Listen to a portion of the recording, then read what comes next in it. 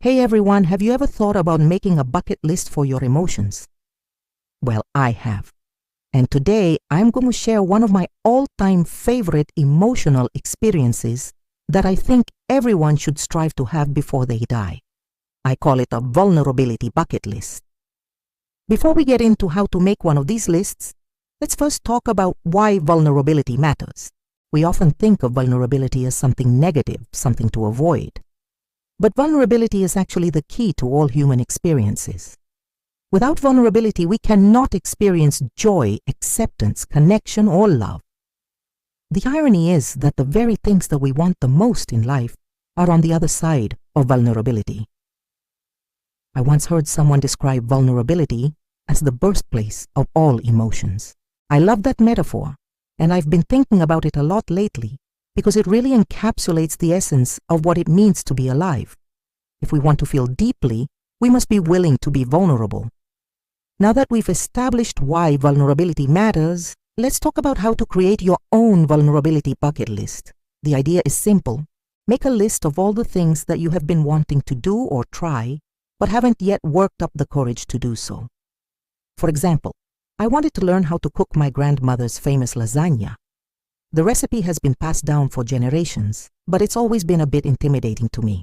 I've never actually asked her for the recipe because I'm afraid that if I can't make it as good as she does, then I'll somehow disappoint her. That fear has been holding me back from learning this skill. So I'm adding it to my vulnerability bucket list. It's something that I want to experience before I die, but it's also something that I'm afraid of. Here are some other examples of vulnerability bucket list items. Saying yes to new experiences that scare you, like traveling to a foreign country alone or starting your own business. Asking for help when you need it, whether it's asking a friend for emotional support or asking a colleague for help on a project at work. Expressing your creativity, like writing a song or painting a picture. Even if you're not good at it, sharing your story with others, whether it's through blogging, vlogging, or simply talking to friends. Being present in the moment and savoring the experience, such as taking the time to really appreciate a beautiful sunset or being fully engaged in a conversation with a loved one.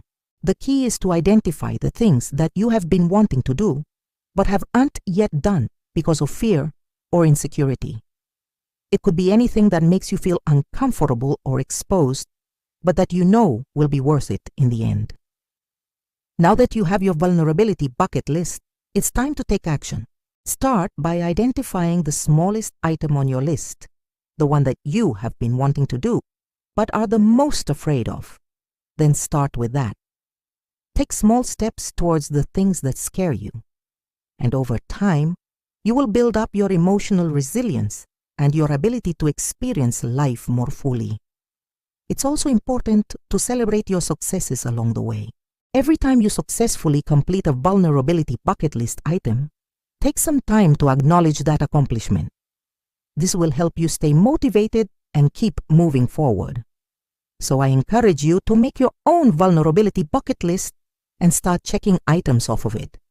You might be surprised at what you're capable of. Vulnerability is essential to the human experience.